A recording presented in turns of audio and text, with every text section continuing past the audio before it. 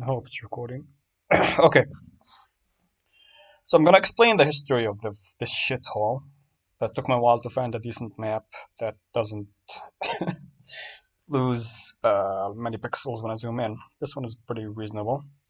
So I'm gonna cut it short by explaining the history prior to the Middle East. So now, uh, around 3000 BC, the first Semitic people tried showing up in Iraq, especially around this area right here. Okay, I'm not sure if it's thick enough. What's that? Yep, that one. How do I increase the width of it?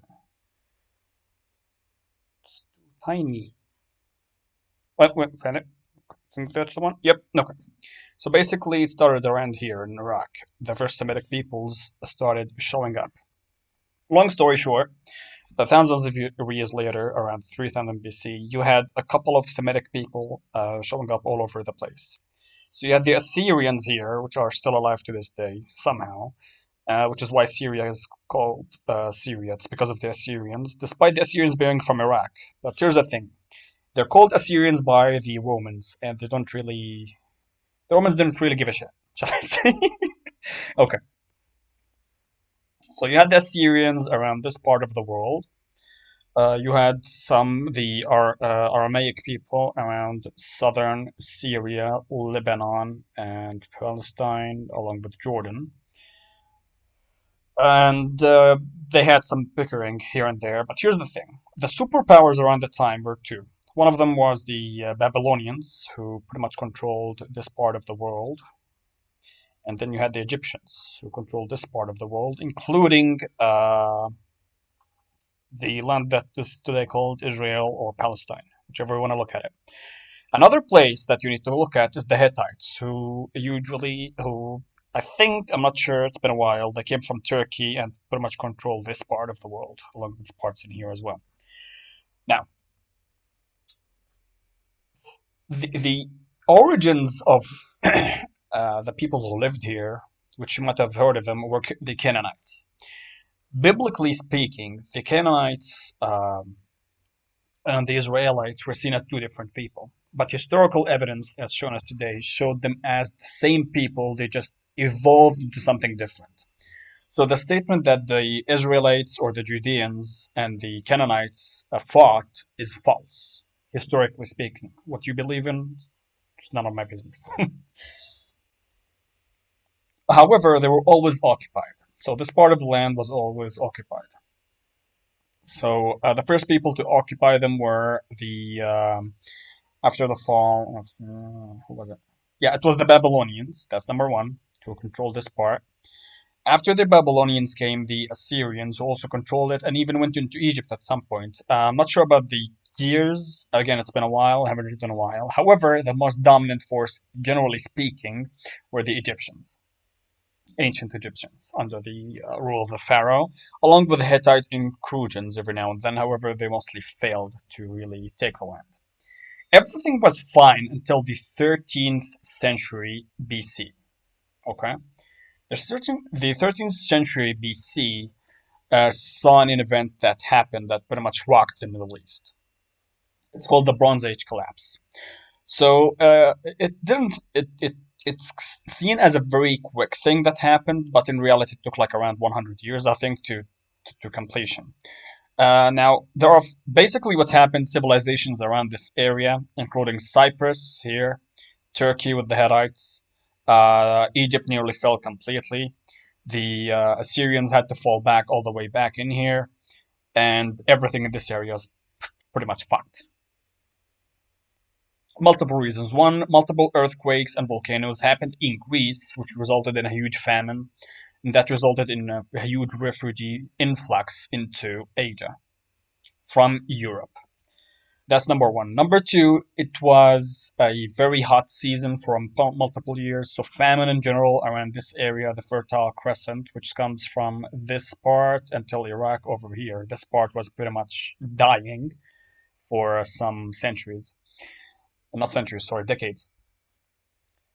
And on top of that, it was a peaceful time, which is a huge problem. oddly enough, because most empires, including the Assyrians here, the Hittites, and the Egyptians, relied on mercenaries. During peacetime, mercenaries had no work. And when they don't have a work, they start pillaging, they start burning cities, they start attacking anyone to make some money. They were jobless, so start rioting, as you do. So, with all of that happened, and the fourth reason, a most important thing that happened, which is a devastating force that is believed to come from Europe. They're called the Sea Peoples. Their origins are unknown. Now, keep attention with me, this is important, because the name Palestine comes from this part. So basically, some people from Greece came all the way down here. So they pillaged all the way through Turkey. From Turkey, they came down here. They pillaged the Hittites. The Hittites were no more. The kingdom of Cyprus was also no more, doesn't exist. They burned it down to the ground. And then at some point, they attacked Egypt.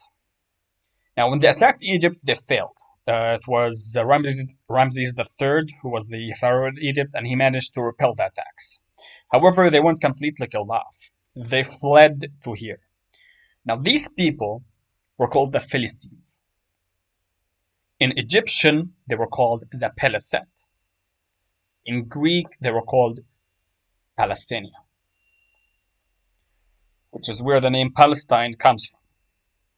So, the original inhabitants of this land were Canaanites and then the Pelasets, who, funnily enough, lived in Gaza. So, then you had the Judeans, or the Canaanites. Now, at that time, they were never called the Israelites or the Judeans. However, there are some tablets from Egypt that said that the kingdom of Israel is no more. That comes also from the 13th century BC. So the tribe of Israel was demolished by that time. So you had the Philistines over here who were Greek or European origin, then you had the Canaanites. Now, that's where the name Palestine comes from and where the name Israel comes from. Israel comes from two words, by the way. Il was the national god of the Canaanites. So Isra, Il. You'll find that a lot in Hebrew names. Isra, Il, which means, I believe, the follower or slave of Il.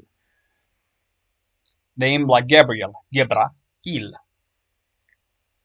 Ishmael, Shama, Il, the one who hears God. And what's not. So you'll find Il quite often. I'm going to skip a few centuries because there were a few kingdoms that happened here in both Jordan and Palestine before the Babylonians came in again under the rule of Nebuchadnezzar.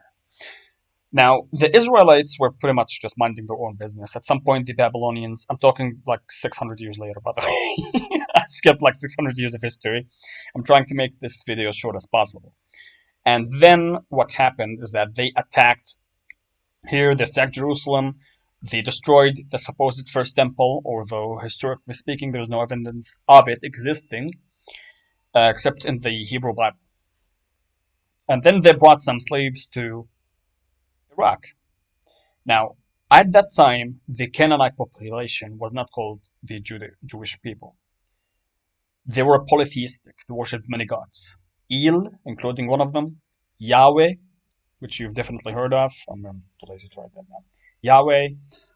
You had Dagon, Baal, Baal, and many, many other gods. However, the people that were taking slaves from Jerusalem were the ruling class of the Canaanites, or the Israelites, whatever you want to call them at this point. That was interchangeable. Since there's the same people, just to clarify, ethnically, at least. And when they brought them all the way to here, to Baghdad, which was Babylon at the time, they wrote the Hebrew Bible, the Torah, the Talmud, and all of the good stuff. And that's where Judaism started being a monotheistic religion. That's when they started worshipping one God. However, instead of worshipping El, for some reason they switched to Yahweh, but kept the name El in their names. So that's why you still find it to this day in Israel. Ishmael, what else? Gabriel, Azrael, the angel of death, and many, many other Hebrew names. And when the Persians came from the east over here, they came from the south, sorry, from the north, they came here, then they went to Iran, they took all this part of the world, and they freed the Jews out of Babylon. So when the Jews came back, they came back as the ruling class, and that's when monotheism was being enforced on the Canaanites people, and that's when the identity of the Jewish people that we know them today became a real thing, something separate from the Canaanites. Now, one might ask, why did the Canaanites separate themselves from? Sorry, why did the Israelites separate themselves from the Canaanites, despite the Canaanites being their ancestor? And from my own perspective, is probably because they saw them as heretics. So they pretty much erased their previous history, since they were the ruling class and you propaganda and what's not, and pretended that the people who are the Canaanites are different people from who they were. So it's like the Germans saying, like 1,000 years from now, saying that, but what the Nazis did has nothing to do with them. They're separate people. We're definitely, some sort of way to separate yourself from something that you're not proud of, which is worshiping different gods. And throughout that time, they forced that idea onto people, and thus the identity of the Jewish people came to be. Now, I'm going to skip a few thousand years now and go to 1916. Sorry, 1917. Actually, before that, 2,000 years prior, when the Romans came to the region, they had to fight the Jews, obviously. And the Romans, being brutal, they pretty much massacred the Jewish population in Jerusalem. They actually destroyed Jerusalem completely, and that's when the Jewish people scattered from this part of the world. Some of them went south to Arabia, reaching all the way to Yemen, which the Yemenite Jews are very known, by the way. Some of them went south through here to Ethiopia, right here. That's where the Ethiopian Jews come from. And most importantly, the Ashkenazi Jews, and the Sephardics. So some of them actually went all the way through North Africa to Spain, and some of them went all the way north of here to Germany. So what did that cause? That caused the Jewish population to become four different identities. You had the Yemenite Jews here, you had the Mizrahi Jews here, in both Iraq, Syria, Lebanon, Jordan, and whatever is left in modern day Israel, me being one of them, ethnically at least. And then you had the Sephardic Jews, which come from Spain, and then the European Jews who later became the Ashkenazis. So later on, after many the brutal treatment of the Christian kings in Europe to the Jewish people in 1917 approached the British during World War I, who were pretty much ruling this part of the land. And the problem is, the British promised this part of the land to both the Jews and the inhabitants that still lived here. The problem is many of the Jewish people who stayed here either converted to Christianity or Islam. So that's exactly what happened to my family, for example. We went from being Jewish to Muslims. Other families went from being Jewish to Christians. So the indigenous people who were here were still alive. They weren't different from the Jews who were in Europe, who were in Spain, Ethiopia, Yemen, or Iraq, or any part of the world. They were ethnically the same group of people. However, there were religious differences, for example.